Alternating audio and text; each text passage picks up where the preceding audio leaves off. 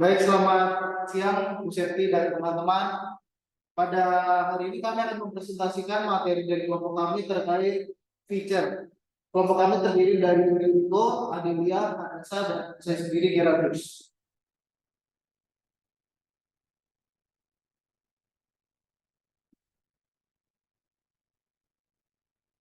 Di sini sudah ada artikel feature yang berjudul Rema Tornado Musik adalah apa dalam musik. Nah, di sini ini adalah salah satu jenis artikel feature yang berupa feature contoh. Nah, kita bisa lihat di sini bahwa artikel ini menyebutkan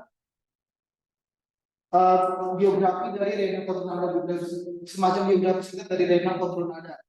Di sini ceritakan dia dipanggil siapa, lahir tanggal berapa, lalu apa saja prestasi-prestasinya, dan tulisan ini dibuat secara naratif. Jadi tidak hanya merupakan cerita dari kehidupan orang yang diceritakan, tapi juga menceritakan proses dari penulis feature untuk mendapatkan data. Misalnya di kalimat pertama bisa bilang, kalau seorang tersebut menyambut penulis ketika tiba di Taman Jamu dan Kota Dharma Yogyakarta. Nah, ini kan bisa disebut sebagai proses bagaimana penulis resensi mencari mencari data, mendapatkan data.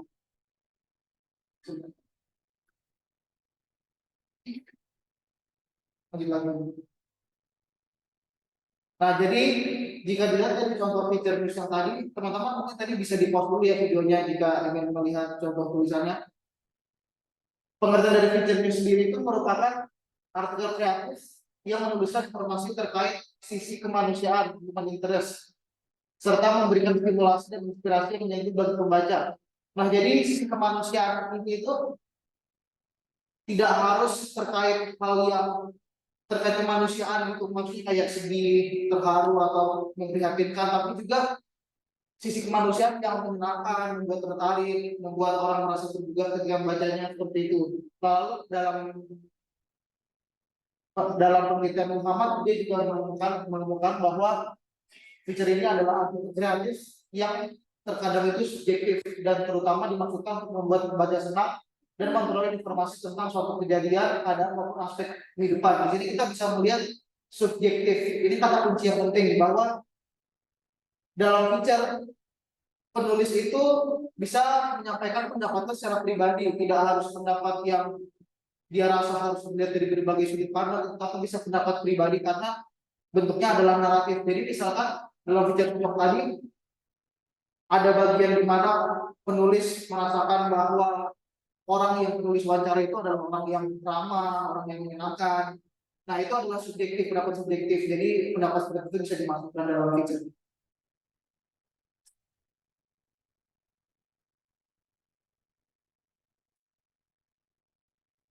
Ya, selanjutnya ada struktur feature. Struktur feature itu adalah judul, teras, subuh, dan penutup. Kalau yang judul itu bisa disebut dengan tag, yang dimana judul ini harus cocok dan dapat memikat pembacanya. Seperti contoh yang tadi, aku adalah musik, musik adalah aku.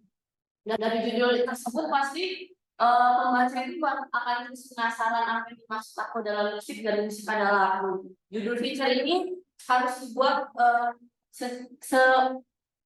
semenarik mungkin agar dapat menggugah para pembacanya.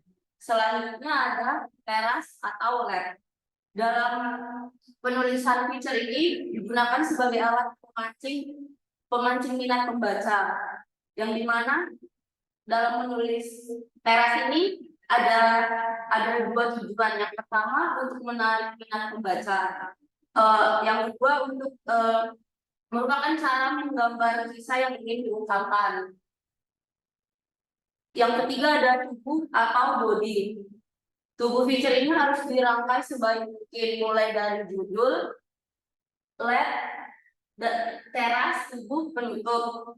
Yang dimana ini tuh harus dibuat secara sistematis agar pembaca terus penasaran sampai akhir. Ada 3 masalah yang perlu dicermati dalam bagian ini. Yang pertama, kesatuan, hubungan, dan yang terakhir penekanan.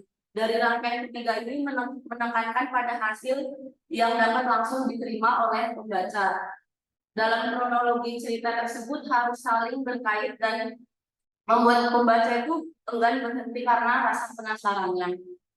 Yang terakhir ada penutup. Penutup dalam penulisan feature ini harus meninggalkan kesan yang mendalam bagi pembacanya. Jadi dirancang dan dipikirkan dengan penuh perasaan agar penutup agar menggugah hati pembaca, seperti contoh yang tadi. Dia tuh sudah mengikuti kompetensi atau mengikuti lomba-lomba. Jadi itu bisa dapat pembaca itu dapat menarik kesan bahwa apa yang dia lewati itu nggak mudah.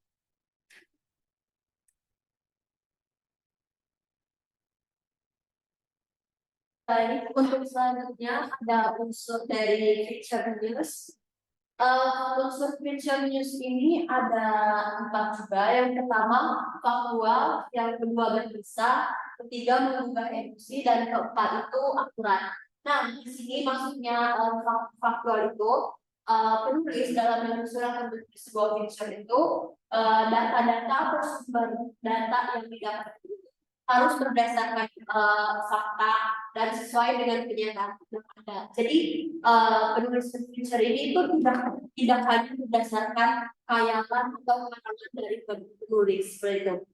Lalu untuk yang kedua itu berkisah atau ya berkisah. Nah, feature ditulis harus berkisah, di mana ini berdasarkan fakta juga. Penulis ini harus mampu mengisahkan sebuah fakta dalam feature news.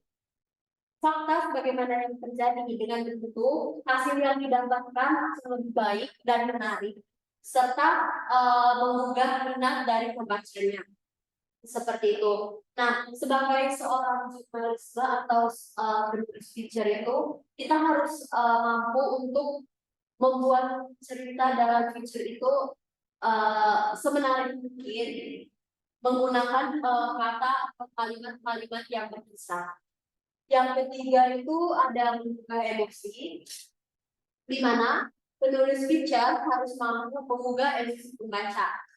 Tulisannya itu harus mampu memilah kata-kata yang emosional untuk dibaca. Kemudian bahwa penulis harus mengingat bahwa satu kata yang bermakna sama, tetapi kata itu bisa membuat orang merasakan sesuatu yang berbeda. Nah, penulis itu memang harus melibatkan emosi dan pikiran pribadi untuk menulis feature ini. Melalui tulisan ini dengan pilihan kata yang bermakna itu dapat menggugah emosi atau menyentuh hati pembacanya, seperti itu. Dan yang terakhir, unsur feature news itu bersifat akurat, di mana akurat sebagaimana adanya, di mana penulis itu tidak boleh membuat pembacanya kecewa. Karena jika kita menulis feature tidak dengan akurat, maka itu akan menimbulkan ketidakpercayaan dari pembacanya. Oleh karena itu, penulis harus berhati-hati dalam mencari data penulisan feature. Apalagi seperti yang kita ketahui bahwa media sosial saat ini itu sudah dipegang oleh masyarakat. Jadi kapanpun itu ia bisa menyebarkan sesuatu yang membuatnya kecewa. Seperti itu. Untuk selanjutnya ada aspek kebahasaan.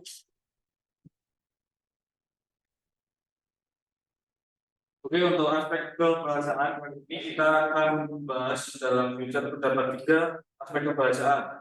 Yang pertama naratif, yang kedua aspek kebahasaan di feature terdapat konvensi, dan yang ketiga menggunakan bahasa baku.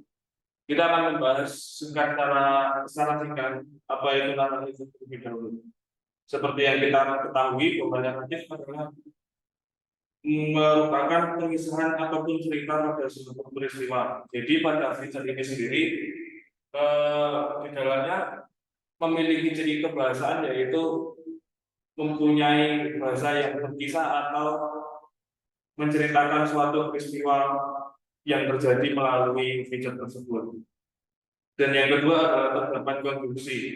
Di sini terdapat konjungsi yang dapat kita lihat, yaitu 3 konjungsi, yaitu konjungsi koordinatif, konjungsi subordinatif, dan antar kalimat. Dari ketiga konstruksi tersebut, umumnya konstruksi itulah yang dipakai di dalam future. Jadi konstruksi itu adalah fungsinya untuk menghubungkan antar kalimat yang ada. Dan yang ketiga adalah menggunakan tata bahasa baku.